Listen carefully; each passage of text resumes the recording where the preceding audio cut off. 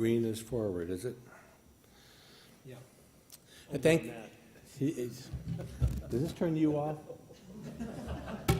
The red button. That's right. Thank you. I appreciate Steve mentioning that I earned my degree at Harvard. He's trying to embarrass me. He didn't mention that I've been a Dodgers fan since 1959. And let me just say that if it had been best 5 out of 9, we would have won. In 2009, novelist Tom Wolfe, in an interview, said, an intellectual is a person who is knowledgeable in one field but speaks out only in others. I'm going to try not to be an intellectual. I feel a little bit like Robin Williams doing Aladdin here. These are not intended to be disclaimers so much as make sure you understand the limitations here. I am not sufficiently expert in climate change, global warming, whatever your current terminology is for it. I am an expert in information quality. It's a set of principles that are very important for the climate change debate.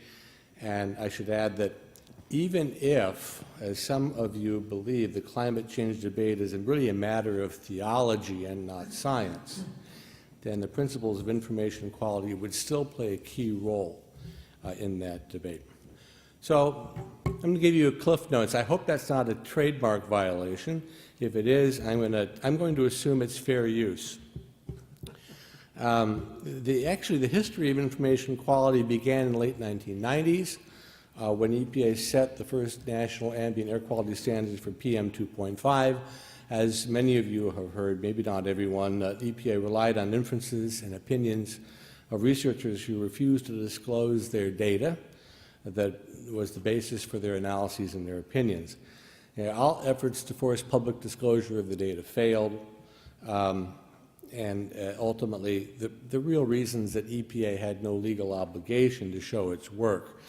The information quality paradigm changes that, and it requires agencies to show their work, provided that the public is willing to hold them accountable. So there are a lot of problems in the way EPA and other agencies have implemented their responsibilities since 2002. Many of the requests for correction have been badly done.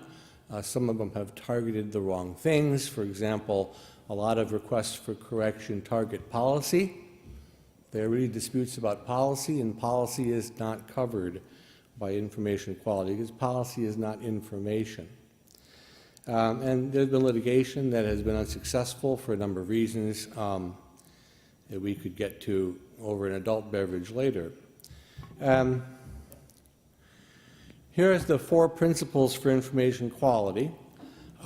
Transparency is a procedural step. It's confirmed by the capability to reproduce results that the agency has prepared, using the same information the agency used. The other 3 are substantive criteria, integrity, we'll go into just a second. OMB wrote guidelines, and each agency had to implement its own, write its own separate guidelines, and EPA did that. The OMB guidelines require agencies to do what was called pre-dissemination review to prevent the dissemination of information that was erroneous.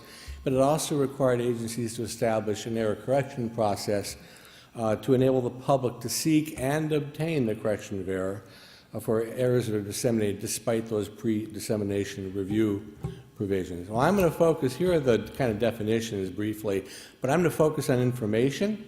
As you see, the terminology, any communication or representation of knowledge, such as facts or data, in any medium or form, it is difficult to craft a definition that's broader than that.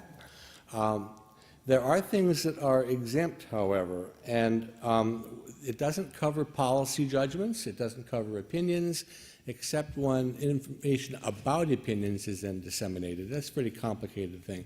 And to correct something that came up in an earlier session, testimony by agency officials to Congress is exempt. And there's some good reasons for that. you can only imagine how many complaints there would be if all testimony had to be subject to basically peer review before it was delivered.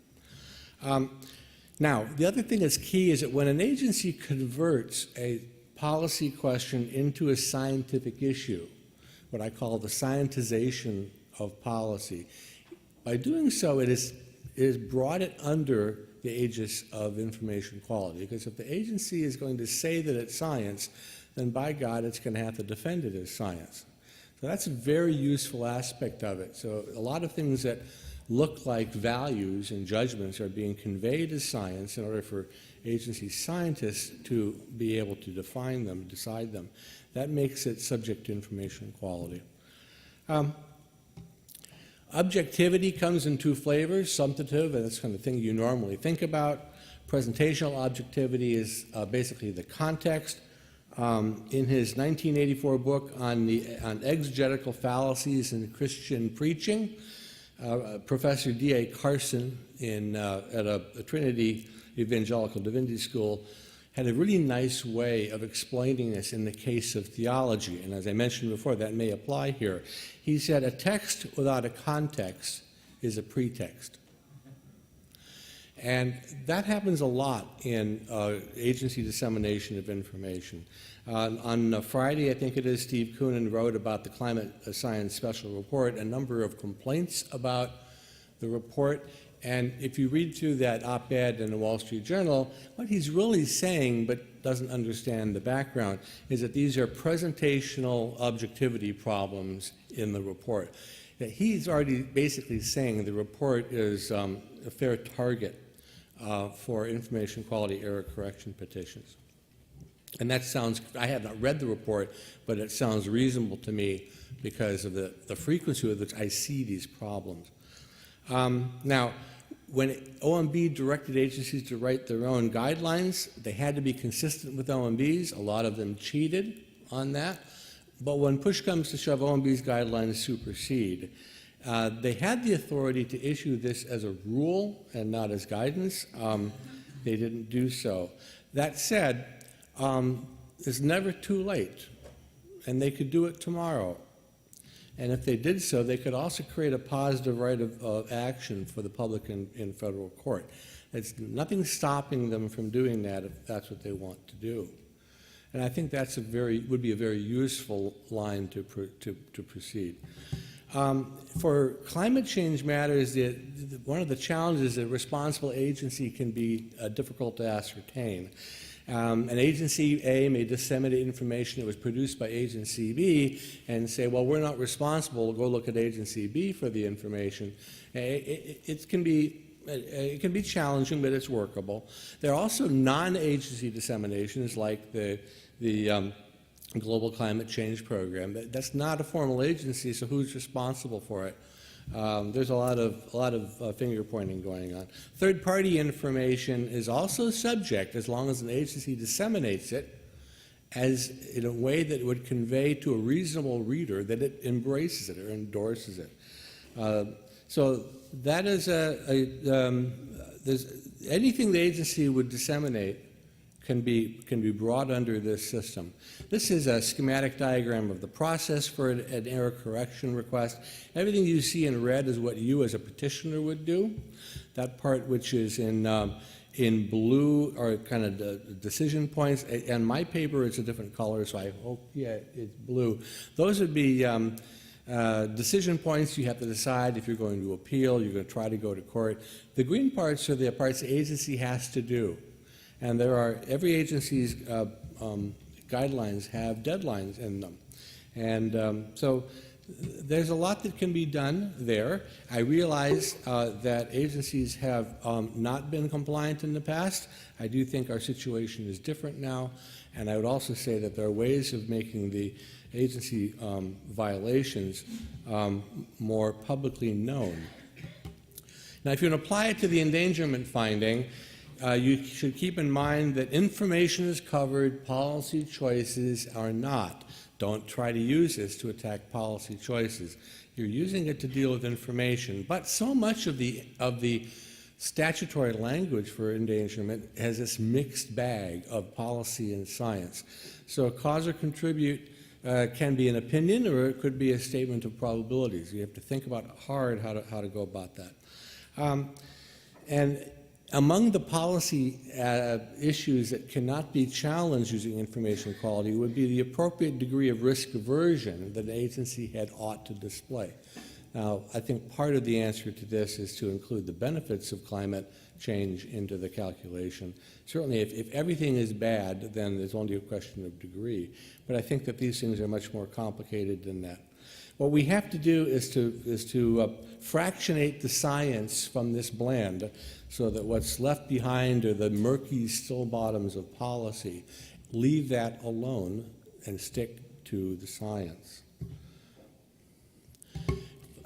Petitions are under the Administrative Procedure Act, as Harry's going to talk about. Well, those are legal documents, they're not scientific documents, and they have to be, cover scientific issues, but they're ultimately not scientific documents.